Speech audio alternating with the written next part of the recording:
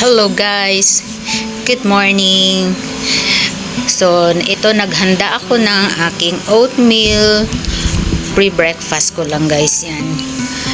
Medyo hindi na siya masyadong mainit.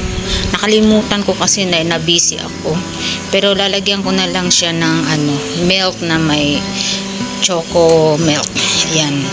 So yan ang pinaka sugar ko na guys kasi ayoko din ng masyadong matamis.